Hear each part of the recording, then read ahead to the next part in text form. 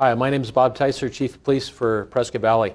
Over the last week, we've had some major impacts, some criminal activity in our fine town, and today is an opportunity to discuss that a little bit and release information on a suspect that we are looking for in multiple crimes. And Prescott Valley is a strong community. We've seen that over the last week.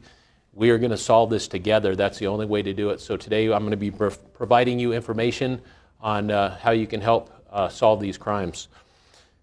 Last weekend, over the Easter holiday, we had several incidents that happened in our community of aggravated criminal damage and arson to structures. We had damage over at the Bradshaw Mountain High School here in our town. We had a major structure fire over at the Legato Apartments, approximately $60 million in damage at this point. Since then, we have brought partners in to our area to work these crimes as a joint task force. Agencies involved in this include the Prescott Valley Police Department, the Yavapai County Sheriff's Office, the Yavapai County Attorney's Office, Central Arizona Fire Medical Authority, specifically the Fire Marshal, the Federal Alcohol, Tobacco, and Firearms. Once this major structure fire occurred at the Legato Apartments, in 24 hours, less than 24 hours, we had the national response team of federal agents and personnel from ATF here to assist on the ground. We are actively following leads. We are actively working with our community to find video footage.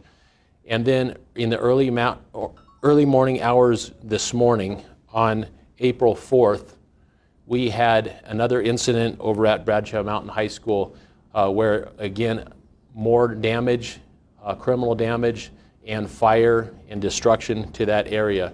Currently, our officers from the Yavapai County Sheriff's Office, Prescott Valley Police Department, and the Alcohol, Tobacco, and Firearms are working that incident right now.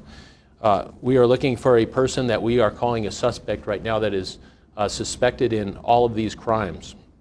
So what we need is the help from the public right now, and we've done a couple things on this. First of all, I want to thank all the businesses and public that has been helping out since that fire on Easter.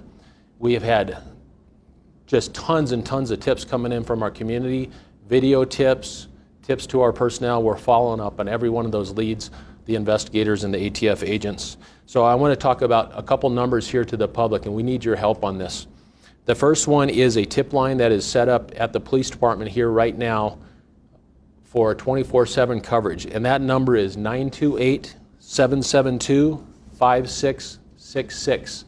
Members of the public can call that number with any tips, all tips. It doesn't matter if you think it's something minor or not, it may be something major. We encourage you to call that. We are also releasing a link, which you'll have on our social media site here, that the public can drop in videos or photos to that link, and that can go right to our detectives and we can start viewing that. So what our ask is all of our community members that have Ring cameras, cameras on their homes, business cameras, whatever cameras you have available out there, please start going through that footage over the last week, specific to last weekend and up until this morning, to see if you have any video on there specific to the release of this suspect's pictures that we're showing you. Right now you can see the description on there. Get a good look at that. Please review your coverages.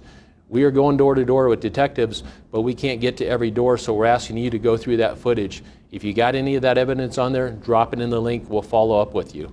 There's also availability for you to call on to Yavapai Silent Witness, which is 1-800-932-3232. And you can send information through that link or that phone number that is anonymous if that's what you would like to do.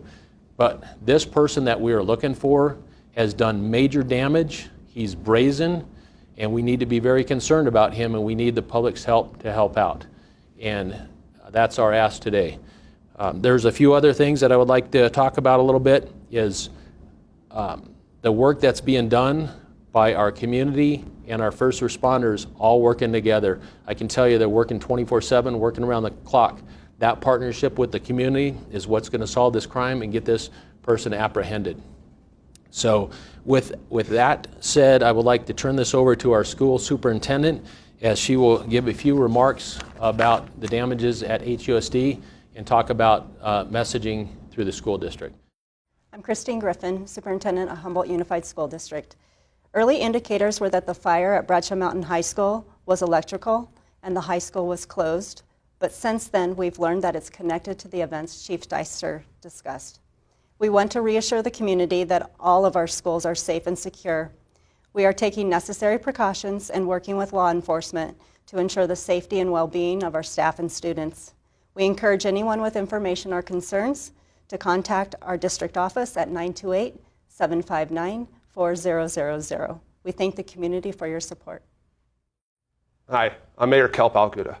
I want all of our residents to be assured that Prescott Valley is a safe community.